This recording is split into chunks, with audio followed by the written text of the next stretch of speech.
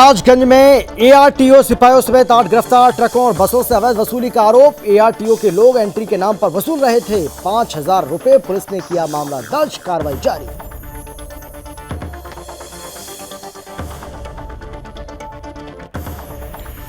योगी सरकार के चलते पुलिस का अभियान जारी। शेरकोट में दबंग मुस्लिम के घर की कुर्की। दर्जनों मुकदमे। इस दबंग मुस्लिम पर कोर्ट के आदेश पर की गई कार्रवाई।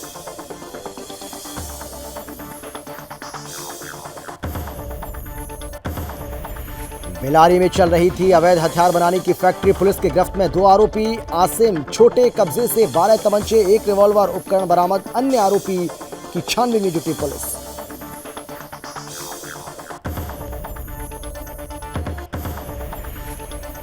चंदौली पुलिस ने किया साइबर फ्रॉड का पर्दाफाश। 3 शातिर अपराधी गिरफ्तार। 2 एंड्रॉयड मोबाइल, 55,000 रुपए बरामद। मामला दर्ज, कार्रवाई जारी।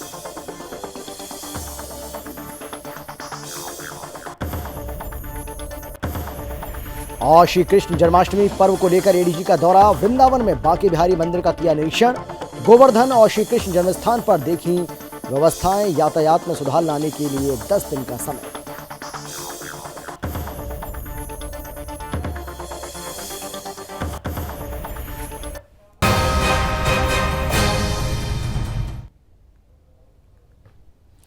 नमस्कार, आप देख रहे हैं सुदर्शन न्यूज और मैं हूं आपके साथ अमित शर्मा। शाम के 5 बज चुके हैं। वक्त है आपका राज्य आपकी खबर का। यूपी में योगी सरकार के चलते पुलिस लगातार अपराध की रोकथाम के लिए अपराधियों पर शिकंजा कसने में लगी है और इसी क्रम में बिजनौर पुलिस द्वारा दर्जनों अपराध में लिप्त मुस्लिम दबंगों पर कार्रवाई करते हुए उसकी लाखों की संपत्ति को कुर्क किया गया। कुर्क करने गई बिजनौर पुलिस ने दबंग मुस्लिम परिवार की महिलाओं ने पुलिस को रोकते हुए लंबी नोकझोंक की। घंटों मशक्कत के बाद परिवार को घर से बाहर निकालकर घर को सील कर दिया।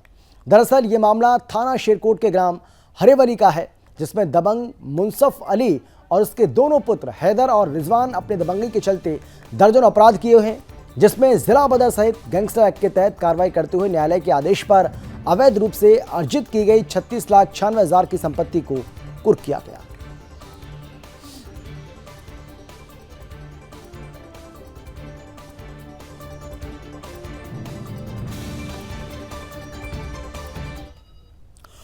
और अब खबर है चंदौली से, जहां पुलिस और साइबर सेल ने संयुक्त रूप से फाइनेंस कंपनी से उपभोक्ताओं का डाटा चुरा कर लाने के माध्यम से ठगी करने वाले गिरोह का खुलासा किया है। पुलिस ने 4 अंतर जनपदीय साइबर अपराधियों को गिरफ्तार किया है। उनके पास से ठगी कर खरीदे गए 2 एंड्रॉयड मोबाइल फोन और 55,000 रुपए बरामद किए गए। ये जो अपराधी हैं ये PDDU नगर के रहने वाले हैं। वहां एसपी ने खुलासा करते हुए बताया है कि बदमाशों को गिरफ्तार करने वाली टीम को 25,000 रुपए इनाम की घोषणा भी की है। एसपी डॉक्टर अनिल कुमार ने बताया कि डाटा चोरी कर ठगी करने की शिकायत लगातार मिल रही थी और इसी के आधार पर साइबर सेल और PDDU नगर कोतवाली पुलिस जांच पड़ताल कर रही थी। इस बीच VIP गेट पर 4 संदिग्ध व्यक्ति दिखे और उन्हें गिरफ्तार कर लिया गया। एसपी ने बताया कि अच्छे सिविल रिकॉर्ड वाले उपभोक्ताओं को निशाना बनाते थे। गिरफ्तार अभियुक्तों में एक पूर्व में होम क्रेडिट कंपनी में काम कर चुका है, दूसरा एरिया मैनेजर के पद पर कार्यरत है। फिलहाल पुलिस ने मामला दर्ज कर लिया है, आगे की कार्रवाई भी शुरू कर दी है।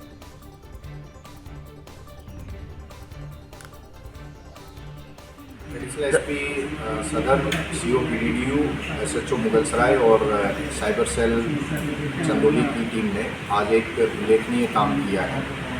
इस टीम ने एक इस तरह के फ्रॉड का खुलासा किया है। ये लोग होम क्रेडिट नाम की एजेंसी से जो लोन देने का काम होता था, उसमें आकाश नाम का एक कर्मचारी था। ये पहले उसमें काम करता था। उसने जो होम क्रेडिट के पास जो कस्टमर्स का डाटा होता था, उस डाटा को जितेंद्र और अन्य लोगों के साथ शेयर किया और उस डाटा का दुरुपयोग करते हुए उसके बाद फर्जी SIM number, mobile number update कराते हुए इन्होंने उसमें प्राप्त OTP का दुरुपयोग करके जिन लोगों का अकाउंट था उनके अकाउंट से इन्होंने मोबाइल फ़ोन पे लोन पास कराया और उससे मोबाइल खरीद के सस्ते दामों में कुछ दुकानदारों को और कुछ कस्टमर्स को बेच दिया। इसमें जो पीड़ित हैं उनको जानकारी तब हुई जब उनके बैंक से उस लोन की किस्तें भरने का उनके पास मैसेज और कॉल आने शुरू। इन लोगों का आपराधिक इतिहास क्या है? इसमें 3 मुकदमे पे दर्ज हैं और अभी टीम ने 14 इस तरह के फ्रॉड निकाले हैं। इसमें लगभग 4.5-5 लाख की राशि का इनके द्वारा अलग अलग कस्टमर से गबन किया है। और इस तरह के और भी शिकायतकर्ता हैं, मेरी उनसे अपील है कि वो पुलिस से संपर्क करके पुलिस को अवगत करा सकते हैं। जो हमारी टीम है इसको मेरी तरफ से 25,000 रुपये की पुरस्कार। हरदोई जनपद के मुख्य विकास अधिकारी सौम्या गुरुरानी ने बिलहरी स्थित कस्तूरबा गांधी आवासीय बालिका विद्यालय का औचक निरीक्षण किया। सीडीओ के निरीक्षण में स्कूल परिसर के अंदर विभिन्न प्रकार की खामियों को देखने को मिली, जिसको लेकर मौजूद अध्यापिकाओं को सीडीओ ने जमकर फटकार लगाते हुए जल्द से जल्द खामियों को दुरुस्त करने के निर्देश जारी किए। औचक निरीक्षण के दौरान उन्होंने स्कूल परिसर के अंदर बने आवासीय कक्ष और अध्ययन कक्ष के साथ रसोई में बनने वाले भोजन व्यवस्था को भी परखा, उसको जांचा। उन्होंने निरीक्षण के दौरान मौजूद अध्यापकों को निर्देशित किया कि सभी बालिकाओं को खाने पीने की सामग्री में किसी प्रकार की अगर कोई कोताही बरती जाती है, लापरवाही बरती जाती है, तो आवश्यक विधिक कार्रवाई की जाएगी। आपको बता दें कि शासन के मंशा अनुरूप हरदोई की मुख्य विकास अधिकारी के द्वारा विभिन्न विभागों का समय समय पर निरीक्षण किया जा रहा है और सरकार के द्वारा दी जा रही योजनाओं को जन जन तक पहुंचाने के निर्देश भी दिए जा रहे हैं।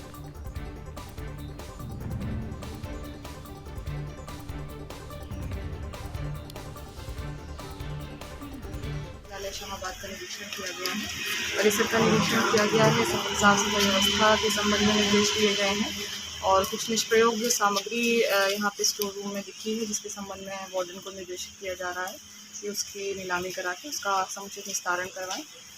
इनके कक्षाओं का निरीक्षण किया गया है और इनके हॉस्टल में जहाँ बच्चे सोते हैं उसका निरीक्षण किया गया है।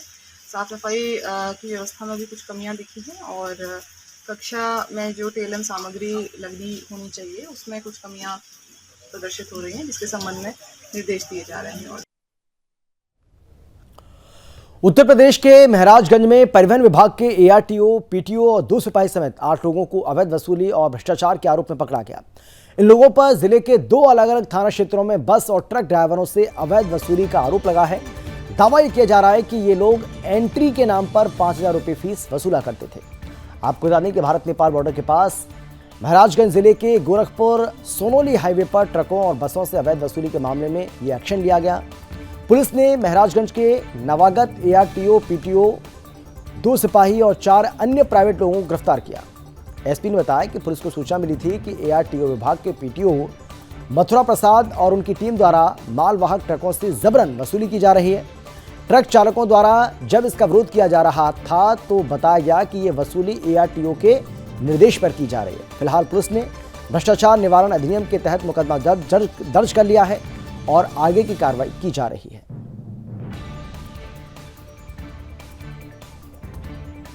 महाराजगंज अंतर्गत अवैध वसूली के विरुद्ध एक बड़ी कार्रवाई करते हुए एक ट्रक ड्राइवर से प्राप्त तहरीर पर भदोही पुलिस द्वारा अभियोग पंजीकृत करते हुए उस ट्रक ड्राइवर द्वारा बताया गया था कि उससे कुछ लोगों द्वारा अवैध वसूली की जा रही।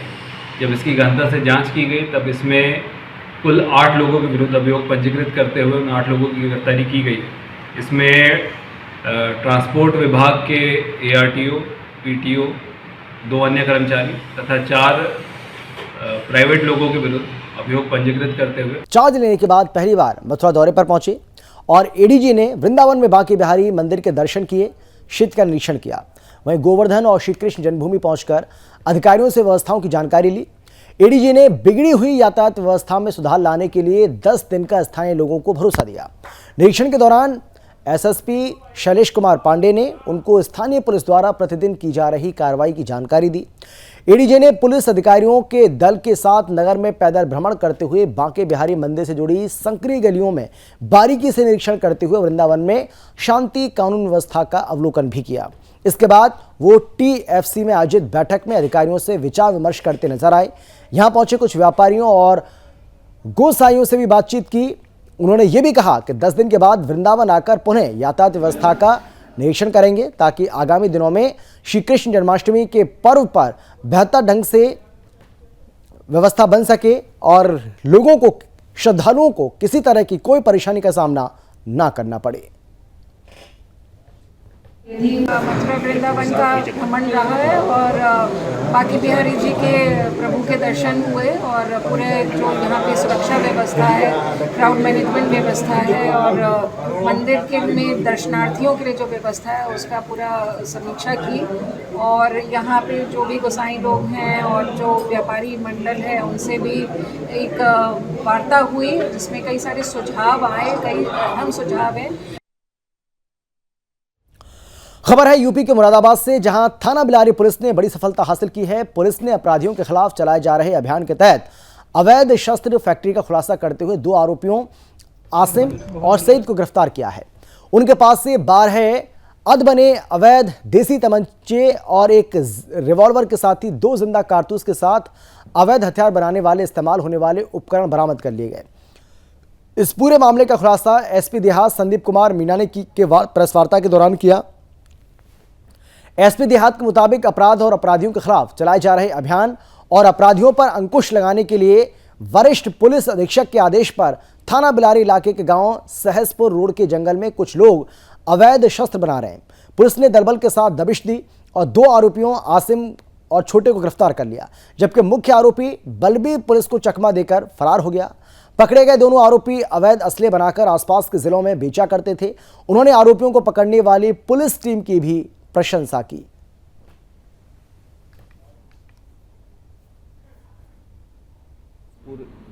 रोड के एक जंगलों में एक अवैध तमंचे की फैक्ट्री संचालित है। पुलिस सूचना के आधार पर एक टीम बनाई गई और टीम के नेतृत्व में वहां पे दबिश डाली गई। दबिश के दौरान 2 व्यक्ति मौके से गिरफ्तार हुए, जिनका नाम, एक का नाम था आसिम पुत्र भूरे, छोटे पुत्र सईद। ये दोनों वहाँ पे मौके पर मिले और इनके साथ करीब 13 तमंचे मिले वहाँ पर, जो जिसमें कुछ करीब 8 के करीब निर्मित थे और बाकी अर्धनिर्मित थे। उसके अलावा तमंचे निर्माण की जो भी सामग्री वहाँ पे जो रखते हैं ये फैक्ट्री के अंदर, वो सारी सामग्री बरामद हुई। भूमाफियाओं से और सिस्टम में छुपे भ्रष्टाचार से तंग आकर जनता जागरूक होती नजर आ रही है। साथ ही आरोपी के विरुद्ध मोर्चा खोलते हुए अब धरना प्रदर्शन कर अधिकारियों को ज्ञापन भी दिया गया, लेकिन कार्रवाई के नाम पर खानापूर्ति होती नजर आ रही है। दरअसल राजस्थान के छबड़ा में पूरे मामले पर सुदर्शन ने भूमाफियाओं को लेकर इस खबर को प्रमुखता से प्रसारित किया, जहां खबर का असर हुआ और प्रशासन नींद से जाग गया। कार्रवाई को लेकर मामला दर्ज भी किया गया। जब मौके पर सुदर्शन संवाददाता मुकेश मीणा तहसीलदार से इस विषय पर जानकारी लेनी चाहिए तो उसने सुदर्शन संवाददाता से कैमरा छुड़ाने का प्रयास किया और इतना ही नहीं, संवाददाता से अभद्र व्यवहार करते हुए पुलिस की सहायता से कैमरा ऑफ करवाया। सत्यता से दूर भागने का प्रयास भी किया। तो वहीं मौके पर पुलिस अधिकारी नेत्रपाल सिंह डीवाईएसपी ने संवाददाता को जानकारी देते हुए बताया है कि बजरंग नगर कॉलोनी के पीड़ित प्रार्थियों द्वारा रिपोर्ट दर्ज कराई गई थी और आगे की कार्रवाई का भरोसा भी दिया। तो वहीं देखना यह होगा कि स्थानीय प्रशासन आगे आकर कब इन भूमाफियाओं पर कार्रवाई करता है और स्थानीय लोगों को उनकी जमीन पर कब न्याय मिल पाता है।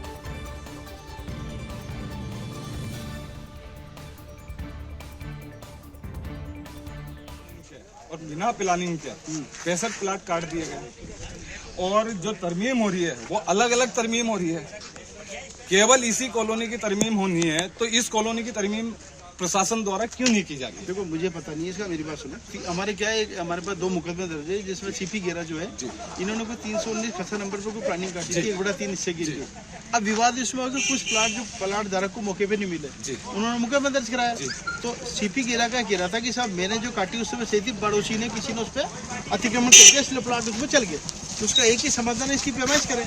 तो इसलिए हमने तहसीलदार जी को टीम बुला के इसकी पैमाइश कराने ताकि डिसाइड हो जाए कि सीपी गेरा ने अपने हिस्से में प्लाट काटे, ज्यादा काट दिए, या पड़ोसी ने किसी ने उस पर कब्जा कर रखा है, उससे डिसाइड हो जाएगा। डिसाइड हाँ। मगर एक सीपी गेरा के द्वारा भी रिपोर्ट लिखाई गई है जिसमें कि वो बता रहा है कि क्या नाम से 3 बीघा और 8 बिस्वा जमीन है। हाँ।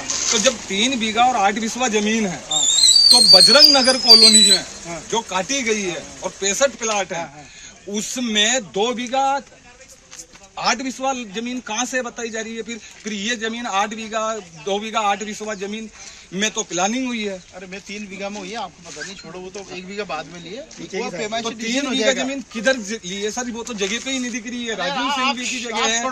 नहीं सर प्लीज, पीछे पूरी बनी हुई है, आपका पीछे की साइड। आप देखिए ना सर, 2 खेत बीच में है, 2 खेत बीच में है सर। पीछे आप पीछे वो देखिए सर, मैं देख के आया हूँ सर आपको। अब आपने पूछ लिया? हाँ ओके ठीक है। नगर पालिका के अधिशासी अधिकारी को निर्देशित कर दिया गया है, वो कानूनी जो भी मानसून खत्म होने के साथ साथ बीमारियों का दौर भी शुरू हो चुका है और इसी कड़ी में हरियाणा के जिला रेवाड़ी में बढ़ते डेंगू के केसों ने स्वास्थ्य विभाग और लोगों की चिंता को बढ़ा दिया है। आपको बता दें कि प्रदेश के यमुनानगर, जींद, रोहतक और रेवाड़ी में डेंगू के बिगड़ते हालातों को देखते हुए इन 4 जिलों में डेंगू का रेड अलर्ट जारी किया गया है। जिला रेवाड़ी में अभी तक डेंगू के 86 पॉजिटिव मामले दर्ज किए गए हैं, जिनमें 21 को अस्पताल में भर्ती कराया गया और अधिकांश ठीक भी हो चुके हैं। बाकी मरीजों का घर पर ही इलाज चल रहा है। स्वास्थ्य विभाग अब अलर्ट मोड पर नजर आ रहा है और साथ ही नागरिक अस्पताल के deputy CMO doctor Vijay Prakash ने बताया है कि डेंगू मच्छरों से पनपता है और डेंगू का मच्छर साफ बरसात के पानी में अंडे देता है। ये मच्छर दिन के समय घुटनों के नीचे के हिस्से में काटता है और इससे बचाव के लिए फुल स्लीव्स के कपड़े पहने, रात को मच्छरदानी का प्रयोग करें। घर की छत पर कहीं बरसात का पानी इकट्ठा ना होने दें। घरों के आसपास फॉगिंग करवाने के साथ ही घर के अंदर भी फॉगिंग जरूर करवाएं।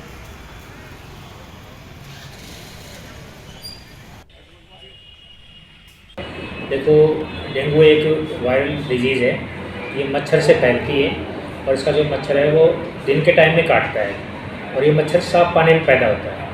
और साफ पानी का मतलब है कि जैसे बारिश का पानी है या गमलों में जो पानी है या कूलर में पानी है।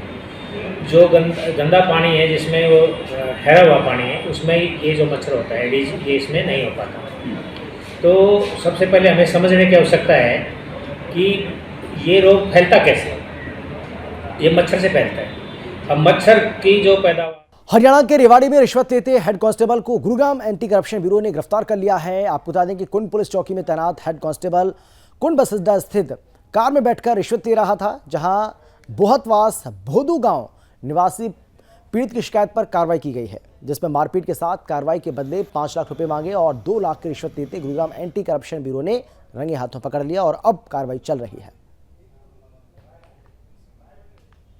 नीरज कुमार शिकायतकर्ता ने शिकायत दी कि मतलब उसने थाना कोल में एक मुकदमा दर्ज कराया था, तो उसकी आरोपियों को गिरफ्तार के संबंध में पुलिस चौकी कुंड में तैनात हेड कांस्टेबल श्री भगवान से मुलाकात हुई। तो श्री भगवान ने कहा कि भाई उसमें सारे मतलब आरोपियों को गिरफ्तार करना है। जिन आरोपियों को गिरफ्तार करने के एवज में इसने मतलब 2 लाख रुपये। राजस्थान में आगामी चुनाव को लेकर बीजेपी के नए वोटर्स को साधने को लेकर नई थीम शुरू हो गई है, जहां ऐतिहासिक कार्यक्रम का आयोजन भी किया जा रहा है। आपको बता दें कि चित्तौड़गढ़ जिला मुख्यालय पर बीजेपी प्रदेश अध्यक्ष की पहल पर संगम प्रोग्राम करते हुए बीजेपी कार्यकर्ता घर घर निमंत्रण जाकर देंगे, जिसमें सिंगर कैलाश खेर इंदिरा गांधी स्टेडियम में शिव भजनों की प्रस्तुति देंगे।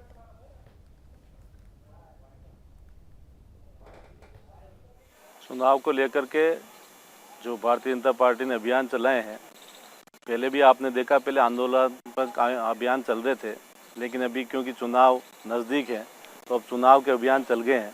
उसमें मैं मानता हूं कि सबसे जो महत्वपूर्ण अभियान है वो बूथ विजय संकल्प। नव मतदाता संगम दिनांक 29 अगस्त को इंदिरा गांधी स्टेडियम में सायं 5 बजे हमारे भाजपा के प्रदेश अध्यक्ष सीपी जोशी जी के निर्देशानुसार सभी लोकसभा क्षेत्र के जो नव मतदाता हैं, लगभग 1.5 लाख नव मतदाताओं से घर घर जाकर संपर्क करके और उनको 29 तारीख। और इसी के साथ ही इस बुलेटिन में फिलहाल इतना ही, लेकिन देश और दुनिया की बाकी खबरों के लिए आप देखते रहिए सुदर्शन न्यूज।